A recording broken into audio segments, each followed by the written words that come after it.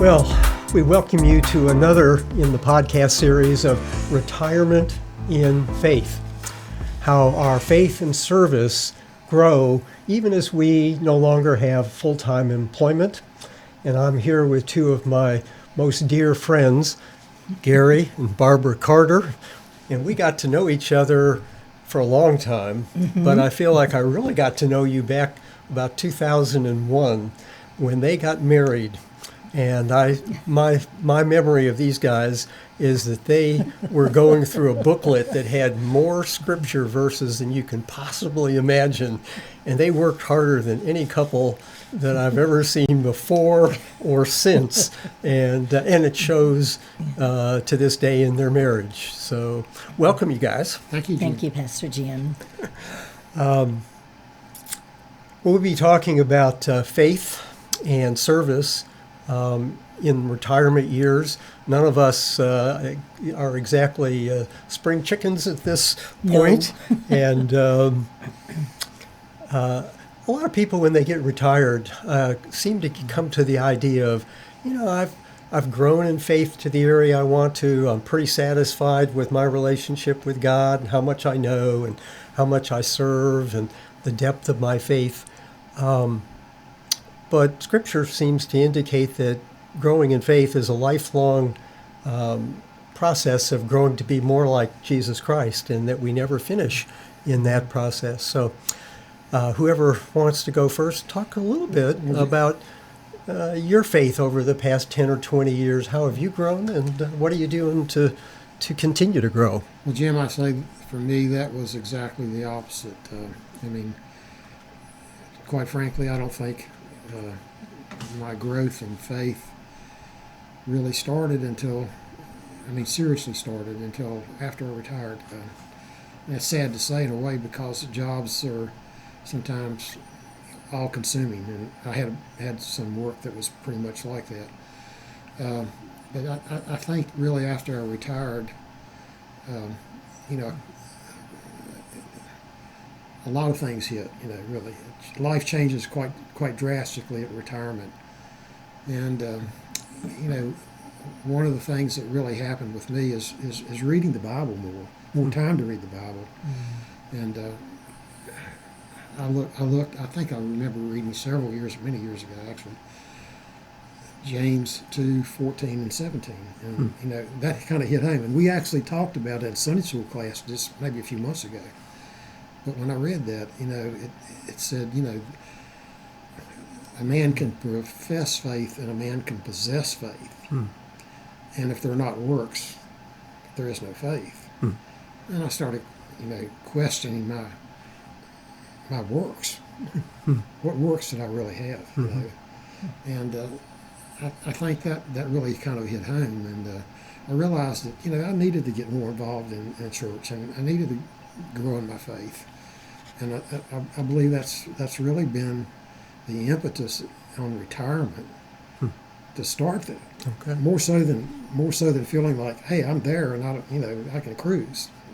That's not the way with me right now. So that extra freedom has given you the chance to read more Scripture, to be at church more often, and to grow in your faith. Yeah, that's awesome. And my job was very intense, and a lot of travel, a lot away from home, and men just don't have an opportunity really to talk about their work much with each other, and they don't want to really. So there's actually an opportunity there for me to say that, guys that want to get together and talk about what they did, and maybe encourage them into service here and what you can do. I'd love to be in here. We can exchange war stories and all kinds of stuff if you want to. Yeah, the aspect of faith that you're bringing in is just how it's a group of people. It's not an individual faith, that we need other people, and that is one of the truths of Scripture that is often neglected. We're kind of an individualistic society in general, and yet God wired us to be like Him, to be in network with other people. Community. Yeah. In community. Yeah. And Barbara, how about you? How has your faith changed over the years? How do you keep it growing? Well, of course, having retired from a church that I worked at for at Raleigh Court Pres for 25 plus years, I always, I was faithful, and I loved serving, and I loved everything that I did at the church. And I think as retirement came upon us, I was so excited that I was going to have time to do all the things that I really wanted to do. That was always in my heart, to just be encouragement, to lift up others in any way that I could, whether it be something simple as a card or a phone call. But I knew that I wanted to get plugged into the church more, and I will definitely say that my faith has also grown. God has made me, He's just made me a bolder person than ever. Many, many years ago, I was one of these shy people that wouldn't even look anybody in the eye, much less. When I married her, I told her she needs to get more authoritative. Or did she take that one? But Some of us has wives that have demonstrated that, yes. But just to grow and to be bold and have the courage to do the things that step out and do the things that I either never thought I could do or that I had the time to do. And I feel so blessed with our retirement. We've been retired 11 years, and God has just been so good to us. We've just reflecting a little bit on the sermon Sunday, with talking about suffering but being faithful to the end. Gary and I both had health issues. I had a heart attack in 2017, and he had open heart surgery 2 years ago, and God has just brought us through every bit of that, and God has strengthened us and let us know, He's given us the encouragement to know that we're here to do His work, and we love everything that we do. Everything that we're involved in. I'd like to add one thing on that too, but Barbara's heart attack was traumatic, but quite frankly, if it hadn't, when my episode happened, if it hadn't been for Barbara, I would not be here.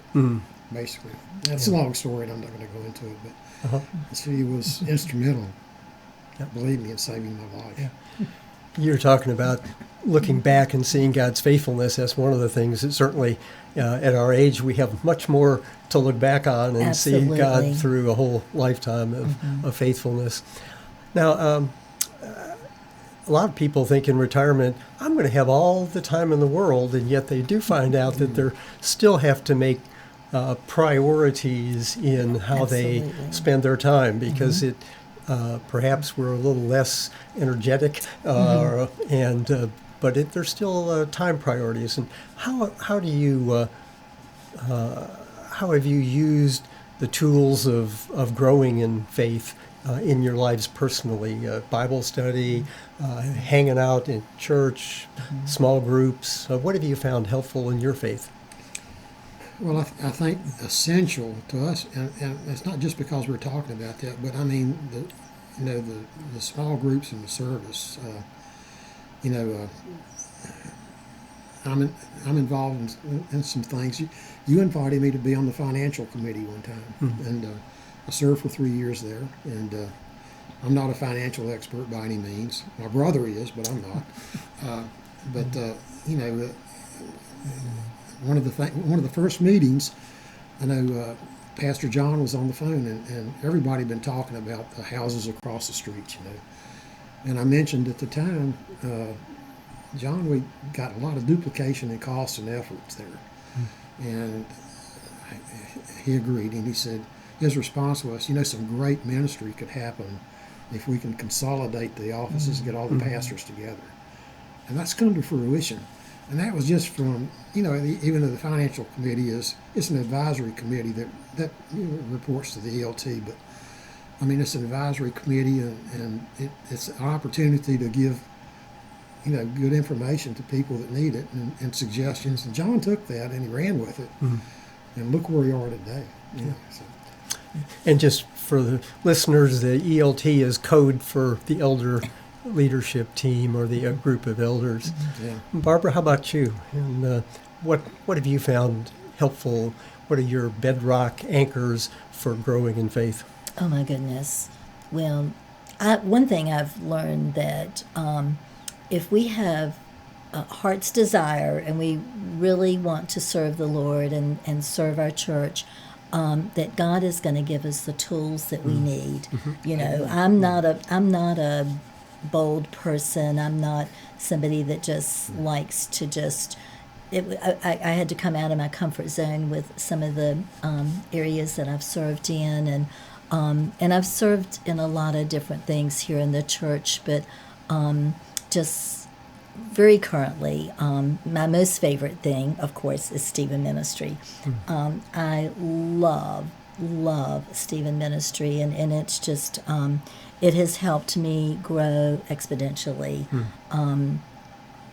with the care receivers, with all of the ladies that I've been able to love on and encourage and just walk beside them. Stephen Ministry has just brought out things in my life that I never thought that I would be able to share with anybody. I wanted to mention Jim's Care and Compassion class that I took, and that's part of Stephen Ministry. And Barbara encouraged me to take that because I'm not a very compassionate person usually. But You're changing. He's getting there. He's getting there very well. that was a wonderful class. It was four sessions, and I really admired Barbara for what she's done. It's unbelievable. We can't talk about it all here, but I had a lifelong friend who lost his wife, and they were dear friends, and he was going through a really hard time, and it was an impetus for me to take the course. And I've been working with him for 2 years, and it's really helped. Barbara contributed books, and he's read all the books and that she had, and we still get together and talk for an hour a week. And sometimes Barbara's usually there, and we all chirp in and talk. And he's done really well, and I'm so proud of him. You know, Scripture tells us that we're not merely to be hearers of the word, but to do what it says. And I think we've moved from the area of faith, which ought to be the driver for our service. In other words, service for anything not based on faith is really going to be service that God's not anointed. Right. He's not really Absolutely. But Barbara certainly is a wellspring of compassion and it kind of boils over into your areas. Her ministry really is food. And if you looked at our food budget over a month's time, you would swear that there are probably about 10 people living in our house. Well, you know, hospitality is such a scriptural ministry in the Bible, and having people over into your home or in groups where you're carrying meals out. It doing really things does, like that, yeah. absolutely. What is it? Galatians 6:2 says, "Bear ye one another's burdens, so as to fulfill the law of Christ." And that I relate back with Stephen Ministry, and it has been very fulfilling to me to know that with walking along beside somebody, whatever they're going through, that I'm there to love on them, to encourage them, to pray with them, to give them scripture, whatever they need to get through that crisis. And I just think that's a very important ministry, and it, you know, everybody can do what I do. I'm nothing special. Everybody can love on somebody else and send a card, and you miss somebody that hadn't been at church for a few weeks, give them a phone call. Sure. The phone calls and the cards. It's amazing how many times somebody will come to me and say, well, you know, I just got that card. That was just the sweetest thing for you to do. You know, it's just, Sure. It's just reach out. Yeah. Just love one another. Well, we sometimes beat our 3 bedrock components of what our church is supposed to do. And the first one is a devotional love to God, and then love other people. Right. And of course, they're in that order because we really can't love God, love other people until without- receiving exactly. God's love. Absolutely. But that's a great illustration. And how would you speak to people? A lot of people, I think, getting into retirement kind of go, oh, I've got lots of time now to travel, to have a good time, to take care of the things that I wanted to do. And there is nothing wrong with the freedom to do that. But both of you have kind of chosen to spend some of that time now in service both to the church and perhaps in other areas, because two big areas of service would be within your local church, but also within There's the neighbors. community. There's- yeah, and there's- the community can be your next door neighbors, like Right. Gary was talking about, this friend that had lost his wife and how to minister to them very effectively. Any of the other areas of service that you've enjoyed and currently in? Yeah, certainly. I think, you know, While you ponder that thought, let Yeah, me it's- just it's- feed off of what Pastor Jim just said about I think she encourage- trumped you on that one. just if people are going into retirement soon, I would wholeheartedly encourage them to remember their church and stay committed to their church. And I would encourage them just to seek out opportunities, because there are so many opportunities in this church, and you don't have to have a special talent to make a casserole to take to somebody that's ill. There are just so many things within the church that I would encourage anybody that's not plugged in to get plugged into a small group, to get plugged into a Sunday school class. We have a wonderful one that we attend, and You're prejudiced. we love our Sunday school class. But I would just encourage anybody just to get plugged in somewhere and Absolutely, try different things. And it's amazing that when you serve, you grow so much in faith. Absolutely. You grow just exponentially in your faith, and you have a desire to want to do more. I think didn't mean there's to trump lots you. of different ways we're going to get back to know what kind of spiritual gifts you have, but jumping in and trying different things may surprise you. You Absolutely. may find out, even as a retired person, you may not be able to get down on the floor with the kids, Yeah, but you no. can listen to their verses and things like that. Right. Sometimes until you've tried it out, you don't really know. Gary, we need to get you some airtime there. You got cut off. You know, one of the big things that I have done for quite a while and still do, and that's working with the safety team here at church. And you know, it's a necessary, I say necessary evil, but you know, the guys are very dedicated. We have good leadership. Pastor Jonathan Freed is our team leader. And Right. we have men at top who have, you know, public service experience, and they're very good. And you know, it's just necessary. I spend a lot of time, frankly, down in the children's center. Like every other week, we have two teams, and we work, you know, different Sundays. And I do miss the sermon, but I go back and thank goodness we have Yep. live stream, so I can Sure. go back and pick up Sure. the sermons there. So, and then there's Sunday school after that too. But you know, that's one of the areas I think that you can serve. And you know, men need to look for, I think, when you retire, areas that you have an interest in, and you know, how can you really help, and what is the need, and you can get invited, you can make requests, you know, and talk to people. And Sure. I would dearly love to talk with any retirees about retirement, what you really are going to expect. And you know, you and I are pushing 80 years old, pretty hard. So you know, we've been through it, and retirement is not always what you think it's going to be. And Yeah. I think that the service and the church are tremendous needs for retired people. Yeah, the safety team's an important team. It's a shame it's a reflection of the fallenness of the world, but when we read the newspapers and the events. We see the necessity for it, and we try to keep our folks safe, recognizing that ultimately God's in control, but He does ask us to be wise. Well, just as we finish up,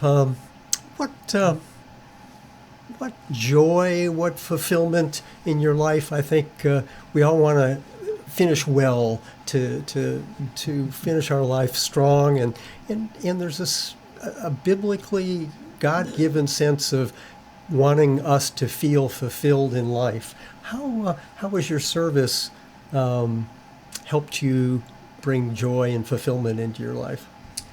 Well, it's I think it's really helped. Frankly, I've always been kind of a self-centered person, and again, jobs are intense, and retirement is a time to reflect, and I did a lot of that, and then having health issues always opens your eyes a lot too, and our time here is limited, and time is important, time is valuable. Yeah.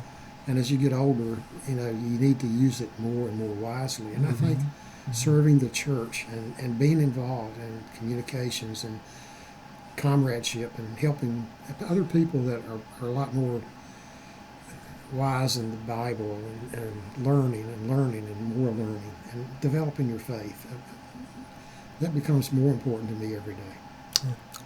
Well said. I think a previous pastor of ours said that you kind of come in from the road kind of weary, you get new tires, and then you go out and you're retired.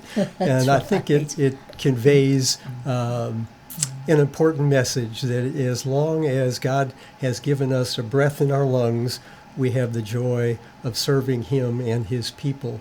So thank you guys for being here. I enjoyed it. And tune in again to another podcast in the future.